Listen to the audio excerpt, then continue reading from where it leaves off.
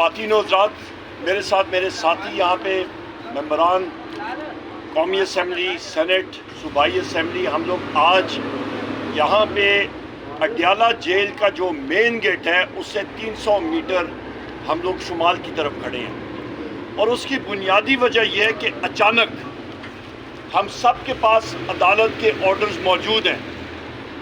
ہمارے محبوب قائد وزیر اعظم پاکستان جناب عمران خان صاحب پابند سلاسل ہیں ان دیواروں کے پیچھے، اور ہم جو ان کے جانثار یہاں پہ کھڑے ہیں، عدالت کے آرڈرز کے باوجود ہمیں ان سے ملاقات نہیں دی جا رہی، اور وجہ کہ سیکیورٹی تھریٹ ہے۔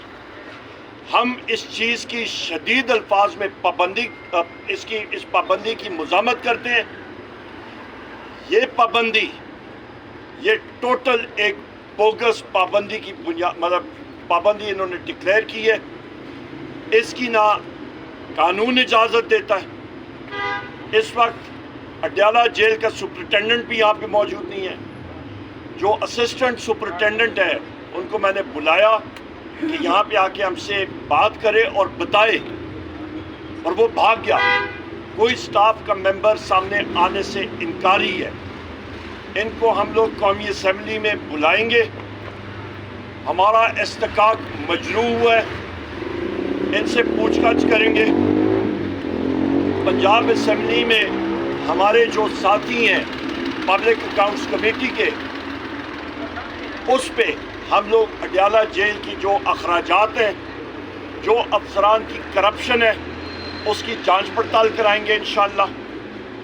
اس کے ساتھ ساتھ میں یہ بھی کہتا چلوں کہ کورٹ کے آرڈر، جی فیصل جاوید صاحب بھی یہاں پہ موجود ہیں، ان کے کورٹ آرڈرز میں اور باقیوں کے بھی واضح طور پہ یہ لکھا گیا ہے کہ کسی سیاسی لیڈر یا ممبر کو اپنے قائد، محبوب قائد وزیر اعظم عمران خان صاحب سے نہ ملنے دیا، غالباً 25,000 روپے کیا جرمانہ، 25,000 روپے جرمانہ انہوں نے عائد کرنا ہوگا جیل کے حکام نے۔